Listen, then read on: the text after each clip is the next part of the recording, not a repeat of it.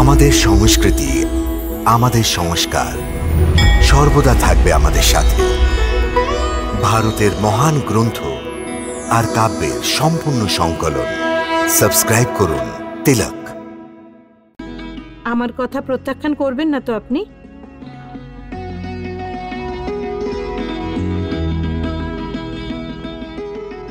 আর এই মনির সাথে সাথে আমরা সবাই এই সংকল্প নিয়েছি দ্বারিকাধীশ, আপনি আমার হৃদয়ের মণি, আমার পুত্রী সত্যভামাকেও স্বীকার করুন।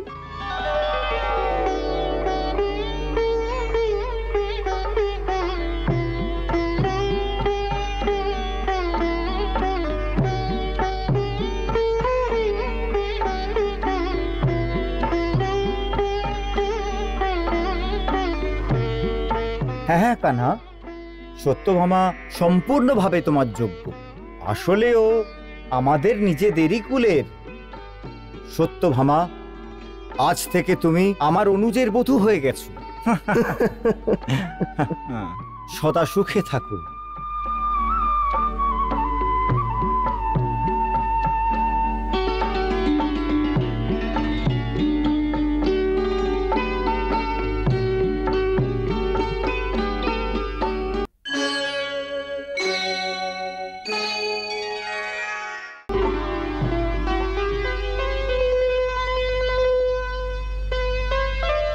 সত্যভামা শ্রীকৃষ্ণের রানী হয়ে রাজমহলে আসলেন, কিন্তু নিজের রূপ এবং অহংকারের কারণে ও নিজেকে সর্বশ্রেষ্ঠ ভাবত। সখী, আমি কেমন লাগছি? সুন্দর, অতি সুন্দর মহারানী। আপনার এই মনমোহক সুন্দরীর বরাবরি করার এই দ্বারকাতে কে আছে মহারানী? সেই জন্যই তো দ্বারকাধীশ সমস্ত রানীদের ছেড়ে আমাদের মহারানীকেই পছন্দ করেন। কেন চাইবে না? আমি সুন্দর হচ্ছি, ওদের কুলের হচ্ছি, আর দ্বারকাতে স্বর্ণের অম্বার আমার মনের কারণেই সুন্দর লাগছে। এই সমস্ত কিছু তো সত্যি হচ্ছে, পরন্তু কি বলো? যেতে দিন মহারানী। না না, বলো না, যা বলতে চাও নিঃসংকোচে বলো। সত্যি কথা তো এটা হচ্ছে, আমি দেখতে পাচ্ছি কি দ্বারকাদেশ মহারানী রুক্মণীকে। হ্যাঁ হ্যাঁ, কি হয়েছে রুক্মণীকে? এটাই কি যে দেবী রুক্মণীকে আপনার থেকে অধিক মাহাত্ম্য দিচ্ছে, আমার থেকে বেশি? পরন্তু কি করে? এই কথাতে কি ও রোজ দেবী রুক্মণীকে নিজের প্রথম পূজার অধিকার দিয়ে দিয়েছেন? কি প্রথম পুজো?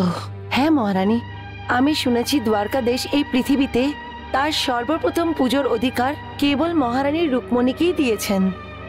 এই জন্যে উনি সূর্যোদয়ের আগে তার কক্ষে গিয়ে তার পুজো করে চলে আসে।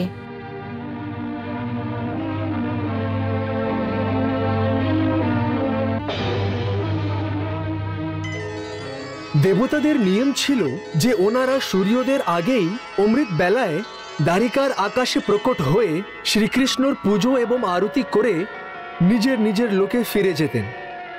তারপরে দেবী রুক্মণী আসতেন। রুক্মণী স্বয়ং মহালক্ষ্মীর অবতার ছিলেন। এই কথা রুক্মণী এবং শ্রীকৃষ্ণ দুজনেই জানতেন। সুতরাং দেবতাদের পরে রুক্মণী চুপচাপ ওনার কক্ষে এসে পৃথিবীতে সর্বপ্রথম শ্রীকৃষ্ণের পুজো করে ফিরে চলে যেতেন। আরে সত্যভামা, এত সকালে কোথায় যাচ্ছ? যেখানে আপনি যাচ্ছেন দিদি। তার মানে? অর্থাৎ এটা যে আমি শুনেছি যে আপনি সকালে সকালে চুপচাপ করে দ্বারকাধীশের কক্ষে গিয়ে ওনার পুজো করতে যান।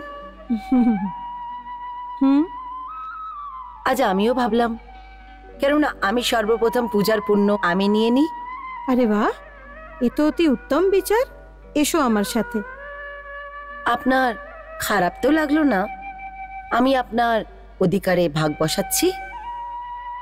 আরে না না, উনি তো ত্রিলোকীনাথ, ওনাকে পুজো করার অধিকার তো ব্রহ্মাণ্ডের প্রত্যেকের আছে। ভক্তির ওপর কোনো একজনের অধিকার হয় না। এখন চলো, না হলে দেরি হয়ে যাবে। এসো।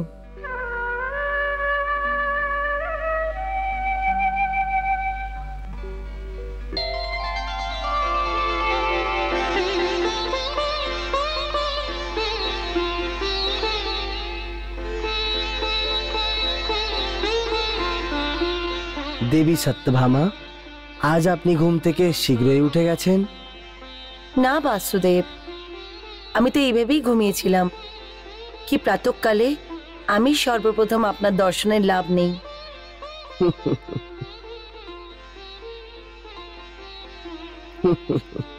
এটা তো শুভ বিচার দেবী। না দিদি, হ্যাঁ? আজ থেকে প্রথম পূজা তো আমিই করব।